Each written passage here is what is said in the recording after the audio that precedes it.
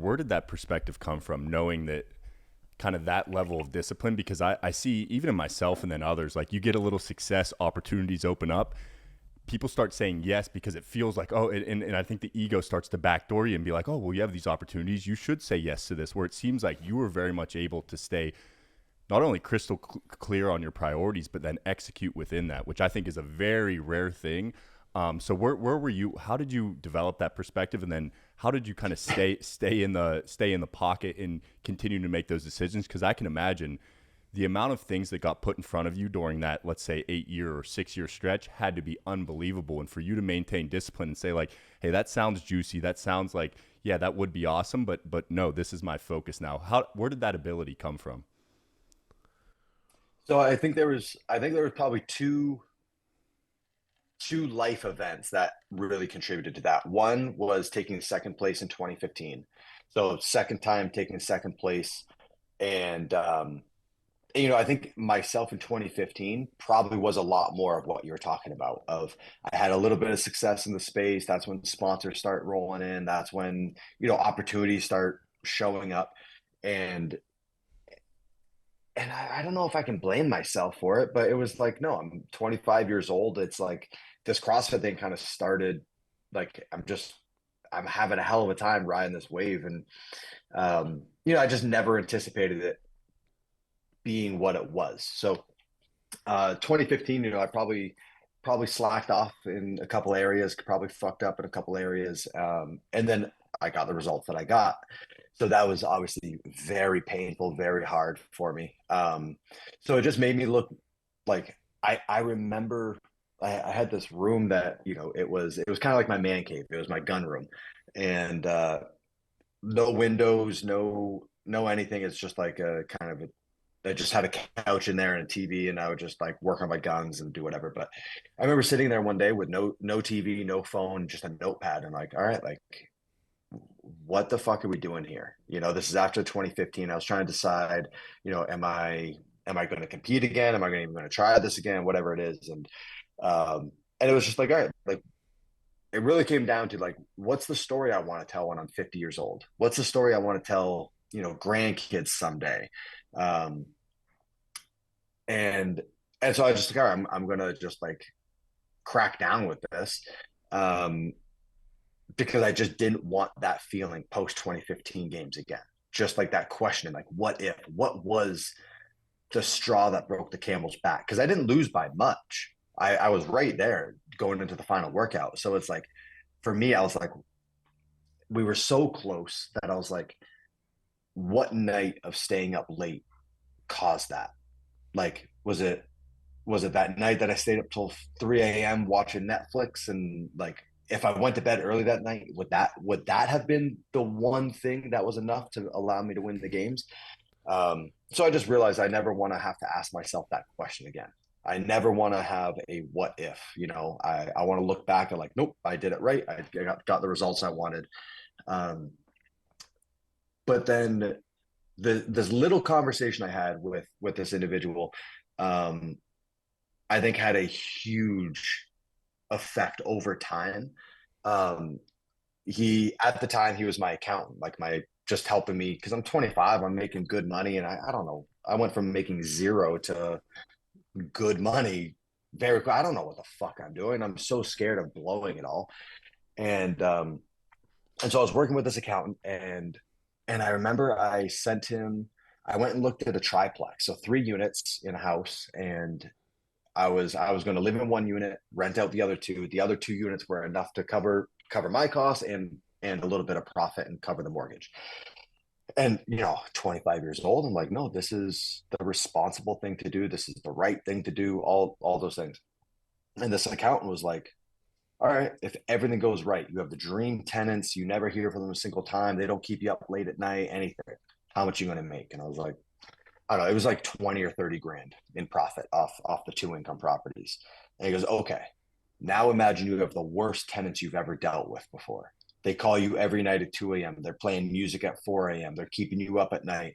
They're making, their hot water heater breaks, their furnace breaks. You got to repair all these things. How much is it going to cost you? And basically, he was like, if they fuck up your training so much, or they distract you from your training so much. What's it going to cost you for not winning the games? And I told him the number, and he goes, yeah, exactly. He's like, you make your living competing. He's like, properties, books, all these other opportunities, they'll be there when you're done competing. But he's like, you make your money competing, go fucking compete. Do nothing else. And I just like I was took it to heart. I was like, okay. So I just remained living in my parents' basement as long as I could. Drove shit. I spent no money. I tried to have zero fucking distractions at all. I tried to have zero living expenses, everything.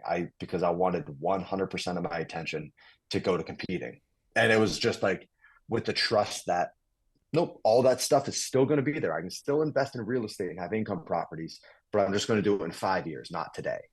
Whether that's right or wrong, I'm sure there's other opinions on it of like when and how you should do that stuff. But that was the approach I took. I just put all of my eggs into one basket. I just saw the opportunity I had in front of me, and I was just like, okay, time to capitalize.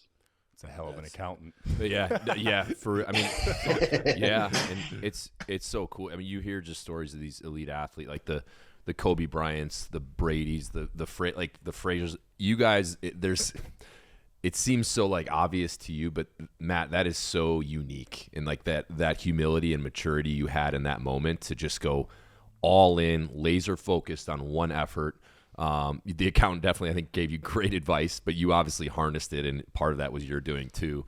And I think that's what's so cool about talking to guys like you. And if there's any lesson for maybe some of the younger viewers, once you have kids and family and stuff, it is much more difficult to do things like this, right? And so if you're 25 right now listening and you don't have any kids yet, and there's something you want to go after, newsflash, now is the freaking time. Slide your chips in and freaking do it.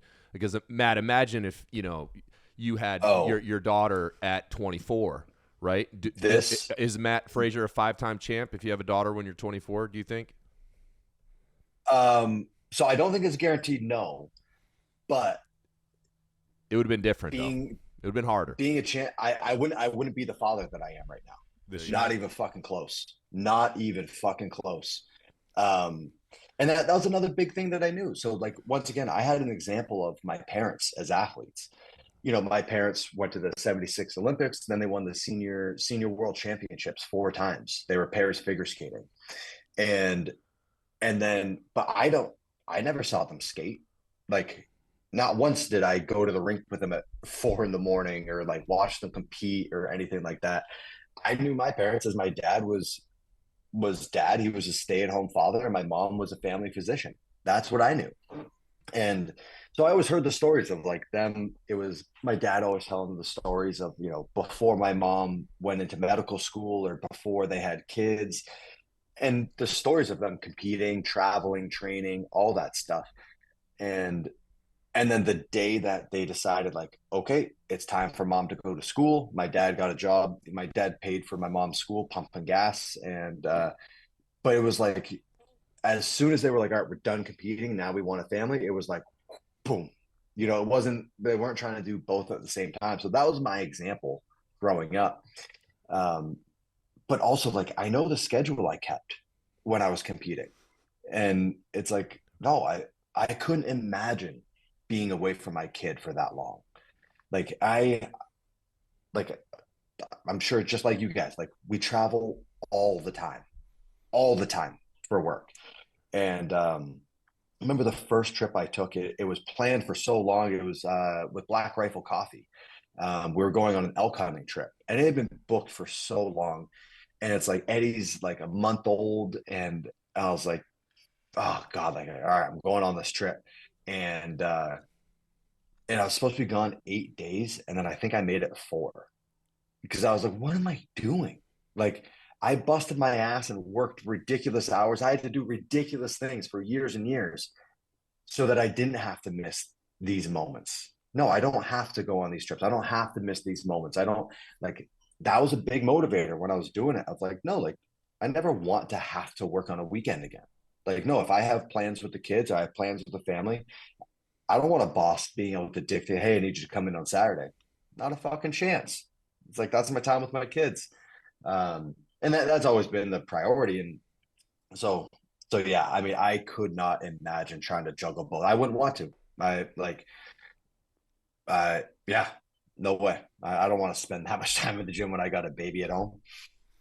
And even looking back, like the fact that, and I don't want to put words in your mouth, but like Sammy throughout the whole process seemed extreme. And this is just from listening to you on other podcasts. Like the way she approached your discipline in that kind of time period of your life is unbelievable as well. And I think I always hear you give her a ton of credit. It's like a lot of relationships, like if she, and I'm sure she's selfish as we all are at times, but like if she has any high level of selfishness throughout that process, like you're not going to be able to approach training the way you did. Like relationships are hard in and of themselves. And when you have somebody that's getting up at 6 a.m. And until 8 p.m., their whole day is scheduled out. Like I said, if you have any level of, oh, what's in this for me? Or like, why is all the focus on him? Like that's not going to work. So I'd love to hear you talk about that a little bit too. Cause I'm always fascinated when you start to talk about it, like how she was able to transition to like, hey, this is our or like this is our relationship now, and I'm going to support him. I think it's a really cool story. Man, I just got goosebumps thinking about it. Yeah, I mean, you want to talk about like looking back, like in the moment, I knew like how blessed I was, how lucky I was to have her because I saw how much she did for me. Years later now, I'm in even more disbelief of just like, holy shit, like I put my life on hold for a couple years, but like I was the one directly receiving the benefits or seeing the perks or like kind of seeing what was going to get set up in the future. You know, getting the opportunities or whatever you want to call it. She was doing it like, what a thankless job. You know, it's me telling her thank you, but that's it. And you know, I remember when we lived in Tennessee, like she made some comments, you know, early on, like during it, like, you know, my days are lonely. Like I don't have many friends here. Like I have a couple people, but like even her friends, like they work full-time jobs. And then Sammy's at home and I'm at the gym. Like so she's home alone a majority of the day, every day. Um, and then when I come home, then it's like, all right, now she's cooking food for me. Now she's doing body work on me. Like so there's and then even little things like every day she would go for like a walk around the neighborhood. And she'd be like, Matt, you want to go for a walk? I'm no, like, no, I'm not adding in extra steps. I'm laying on the couch. Like, that's it. Now it's like we go for a minimum 2 mile walk every single day, if not 4 miles. But it was just stuff like that, you know, she was alone a lot. Um, but also it like, I, I think I don't know why she did it. If she believed in me, if I like gave her a good enough pitch on it. But I remember she worked for Reebok and she had a very nice job at Reebok. And I just when we were not even a year into dating, and I was like, hey, I want you to quit your job, move to Vermont and help me train, and I'll try to set us up for life. And for whatever reason, she was like, okay, that sounds like a good idea. So she quit her job, moved to Vermont, moved into my parents' basement with me, and we just focused on training all day, every day. And you know, she was support wherever she could be, whether it was body work or nutrition. I mean, fuck, she doubled as my counselor, like a therapist for, you know, she's the one around me. So she's like her mind is just different. Like when she sees a situation, she just naturally sees the good in it. She like very optimistic, very hopeful, and just a beautifully kind person. Whereas for me, I'm not that way. You know, it's you know, I'm competing and I'm a bit more aggressive and uh probably a little bit more pessimistic. So, you know, she just helped me any avenue she could, and she crushed it. Um After retirement, you know, there are some more adjustments there of you know, I was just used to like no, like basically having a private chef. Like she would cook me 4 or 5 meals a day. She did everything. And then as soon as I retired, she was like, no, you make your own fucking sandwich. I'm like, oh, oh, that was, and she was like, yeah, that was because you were competing and training. And I was like, Got it. Okay. Yeah. I love that. That's awesome, man.